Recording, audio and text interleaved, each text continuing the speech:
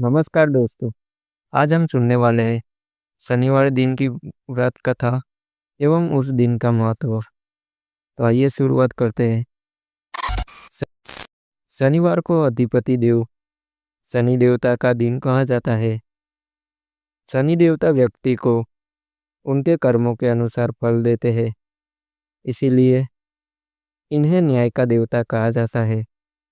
कहते हैं कि शनि की दृष्टि जिस मनुष्य पर पड़ जाए, या तो वो राजा बन जाता है या बिल्कुल रंक। शनि की महादशा का सामना कर रहे व्यक्तियों को शनिवार का व्रत रखना चाहिए, क्योंकि अगर कर्मों के फलदाता आपके पूजा से खुश है तो आपके जीवन से दुखों का अंत हो जाएगा। शनिवार व्रत का महत्व।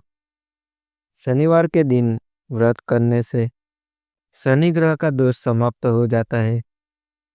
भविष्य में आने वाले शनि के प्रकोप से भी बचा जा सकता है। शनि की साढ़े साती और ढैया से छुटकारा मिलता है और बिगड़ा काम पूरा होता है। इससे नौकरी और व्यापार में सफलता तो मिलती ही है, साथ ही साथ सुख समृद्धि, मान सम्मान और धन यश की भी प्राप्ति होती है। शनिवार के दिन व्रत रखने से घर में सुख शांति रहती है। इसके अलावा रोग से भी छुटकारा मिलता है। आइए जानते हैं शनिवार व्रत कथा के बारे में। एक समय स्वर्गलोक में सबसे बड़ा कौन के प्रश्न पर 9 ग्रहों में वाद विवाद हो गया। विवाद इतना बड़ा कि परस्पर भयंकर युद्ध की स्थिति बन गई। निर्णय के लिए सभी देवता देवराज इंद्र के पास पहुंचे और बोले, हे देवराज, आपको निर्णय करना होगा कि हम में से सबसे बड़ा कौन है।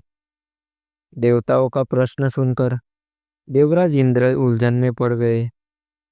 इंद्र बोले, मैं इस प्रश्न का उत्तर देने में असमर्थ हूँ। हम सभी पृथ्वीलोक में उज्जैनी नगरी में राजा विक्रमादित्य के पास चलते हैं। देवराज इंद्र सभी ग्रह उज्जैनी नगरी पहुंचे। महल में पहुंचकर जब देवताओं ने उनसे अपना प्रश्न पूछा तो राजा विक्रमादित्य भी कुछ देर के लिए परेशान हो उठे, क्योंकि सभी देवता अपनी अपनी शक्तियों के कारण महान थे। किसी को भी छोटा या बड़ा कह देने से उनके क्रोध के प्रकोप से भयंकर हानि पहुंच सकती थी। अचानक राजा विक्रमादित्य तो एक उपाय सूझा और उन्होंने विभिन्न धातुओं स्वर्ण, रजत, कांसा, ताम्र, सीसा, रांगा, जस्ता, अभ्रक वह लोहे के 9 आसन बनवाए। धातुओं के गुणों के अनुसार सभी आसनों को एक दूसरे के पीछे रखवा कर उन्होंने देवताओं को अपने अपने सिंहासन पर बैठने को कहा। देवताओं के बैठने के बाद राजा विक्रमादित्य ने कहा, आपका निर्णय तो स्वयं हो गया। जो सबसे पहले विराजमान है, सिंहासन पर विराजमान है, वही सबसे बड़ा है। राजा विक्रमादित्य के निर्णय को सुनकर शनि देवता ने सबसे पीछे आसन पर बैठने के कारण अपने को छोटा जानकर क्रोधित होकर कहा, राजा विक्रमादित्य, तुमने मुझे सबसे पीछे बैठाकर मेरा अपमान किया है। तुम मेरी शक्तियों से परिचित नहीं हो। मैं तुम्हारा सर्वनाश कर दूंगा। शनि ने कहा, सूर्य एक राशि पर 1 महीने, चंद्रमा 2.25 दिन, मंगल 1.5 महीने, बुध और शुक्र 1 महीने, बृहस्पति 13 महीने रहते हैं। लेकिन मैं किसी राशि पर 7.5 वर्ष तक रहता हूँ। बड़े बड़े देवताओं को मैंने अपने प्रकोप से पीड़ित किया है। राम को 7.5 के कारण ही वन में जाकर रहना पड़ा और रावण को साढ़े साथी के कारण ही युद्ध में मृत्यु का शिकार बनना पड़ा। राजा, अब तू भी मेरे प्रकोप से नहीं बच सकेगा।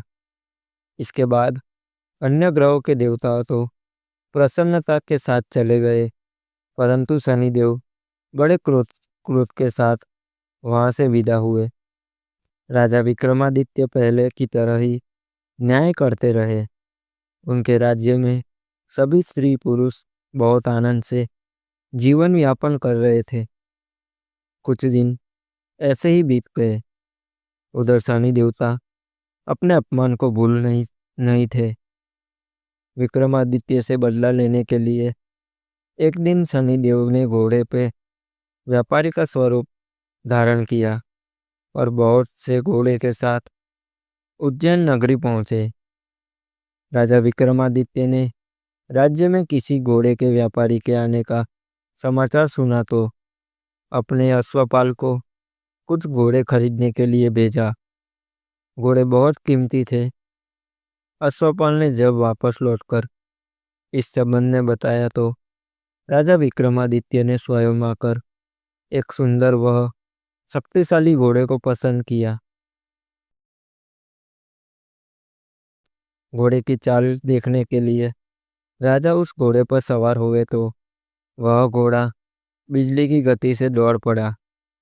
तेजी से दौड़ता घोड़ा राजा को दूर एक जंगल में ले गया और फिर राजा को वहां गिराकर जंगल में ही गायब हो गया। राजा अपने नगर को लौटने के लिए जंगल में भटकने लगा, लेकिन उन्हें लौटने का कोई रास्ता नहीं मिला। राजा को भूख प्यास लगाई। बहुत घूमने पर उसे एक चरवाहा मिला। राजा ने उससे पानी मांगा। पानी पीकर राजा ने उस चरवाहे को अपनी अंगूठी दे दी। फिर उससे रास्ता पूछकर वह जंगल से निकलकर पास के नगर में पहुंचा। राजा ने एक सेठ की दुकान पर बैठकर कुछ देर आराम किया। उस सेठ ने राजा से बातचीत की तो राजा ने उसे बताया कि मैं उज्जैनी नगरी से आया हूँ। राजा के कुछ देर दुकान पर बैठने से सेठ जी की बहुत बिक्री हुई। सेठ ने राजा को बहुत भाग्यवान समझा और खुश होकर उसे अपने घर भोजन के लिए ले गया। सेठ के घर में सोने का एक हार खूंटी पर लटका हुआ था। राजा को उस कमरे में छोड़कर सेठ कुछ देर के लिए बाहर गया। तभी एक आश्चर्यजनक घटना घटी। राजा के देखते देखते सोने के उस हार को खूंटी निगल गई। सेठ ने कमरे में लौटकर हार को गायब देखा तो चोरी का संदेह राजा पर ही किया, क्योंकि उस कमरे में राजा ही अकेला बैठा था। सेठ ने अपने नौकरों से कहा कि इस परदेसी को रस्सियों से बांधकर नगर के राजा के पास ले चलो। राजा ने विक्रमादित्य से हार के बारे में पूछा तो उसने बताया कि उसके देखते ही देखते खूंटी ने हार को निगल लिया। इस पर राजा ने क्रोधित होकर चोरी करने के अपराध में विक्रमादित्य के हाथ पांव काटने का आदेश दे दिया। राजा विक्रमादित्य के हाथ पांव काटकर उसे नगर की सड़क पर छोड़ दिया गया। कुछ दिन बाद एक तेली उसे उठाकर अपने घर ले गया और उसे अपने कोल्हू पर बैठा दिया। राजा आवाज देकर बैलों को हाँकता रहता। इस तरह तेली का बैल चलता रहा और राजा को भोजन मिलता रहा। शनि के प्रकोप की 7.5 पूरी होने पर वर्षा ऋतु प्रारंभ हुई। राजा विक्रमादित्य एक रात मेघ मल्हार गा रहा था कि तभी नगर के राजा की लड़की राजकुमारी मोहिनी रथ पर सवार उस तेली के घर के पास से गुजरी। उसने मेघ मल्हार सुना तो उसे बहुत अच्छा लगा और दासी को भेजकर गाने वाले को बुला लाने को कहा। दासी ने लौटकर राजकुमारी को अपंग राजा के बारे में सब कुछ बता दिया। राजकुमारी उसे मेघमल्हार से बहुत मोहित हुई। अंततः उसने सब कुछ जानकर भी अपंग राजा से विवाह करने का निश्चय किया। राजकुमारी ने अपने माता पिता से जब यह बात कही तो वे हैरान रह गए। रानी ने मोहिनी को समझाया, बेटी, तेरे भाग्य में तो किसी राजा की रानी होना लिखा है, फिर तू उस अपंग से विवाह करके अपने पांव पर कुल्हाड़ी क्यों मार रही है। राजकुमारी ने अपनी जिद नहीं छोड़ी। अपनी जीत पूरी कराने के लिए उसने भोजन करना छोड़ दिया और प्राण त्याग देने का निश्चय कर लिया। आखिर राजा रानी को विवश होकर अपंग विक्रमादित्य से राजकुमारी का विवाह करना पड़ा। विवाह के बाद राजा विक्रमादित्य और राजकुमारी तेली के घर में रहने लगे। उसी रात स्वप्न में शनिदेव ने राजा से कहा, राजा, तुमने मेरा प्रकोप देख लिया। मैंने तुम्हें अपना अपमान का दंड दिया है। राजा ने शनिदेव से क्षमा करने को कहा और प्रार्थना की, हे शनिदेव, आपने जितना दुख मुझे दिया है अन्य किसी को न देना।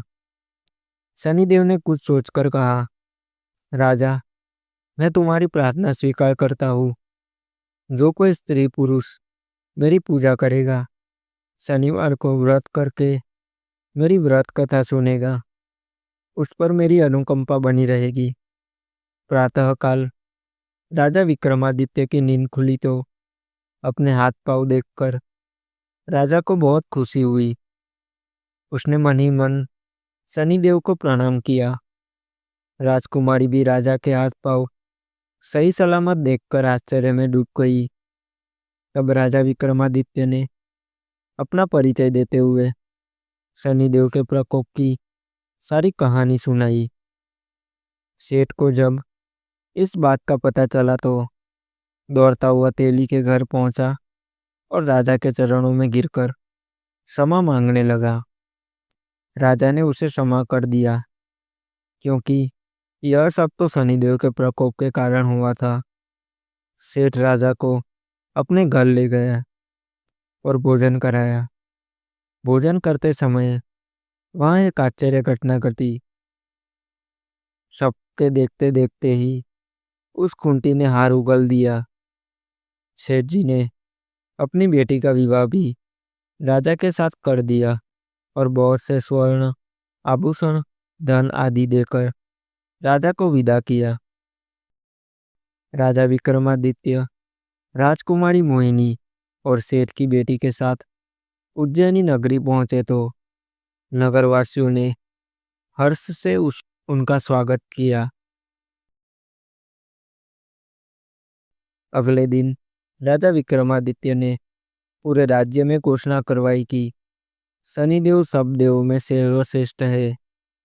प्रत्येक स्त्री पुरुष शनिवार को उनका व्रत करे और व्रत कथा अवश्य सुने। राजा विक्रमादित्य की घोषणा से शनिदेव प्रसन्न हुए। शनिवार का व्रत करने और व्रत कथा सुनने के कारण सभी लोगों की मनोकामनाएं शनिदेव की अनुकंपा से पूरी होने लगी। सभी लोग आनंद पूर्वक रहने लगे। दोस्तों, मैं आशा करता हूँ कि आपको ये शनिवार का व्रत की कथा अच्छी लगी होगी। तो ऐसे ही हर दिन की व्रत कथा और उसका महत्व मैंने और भी सुनाया है, तो आप जाके मेरे और भी वीडियो देख सकते हैं। धन्यवाद दोस्तों।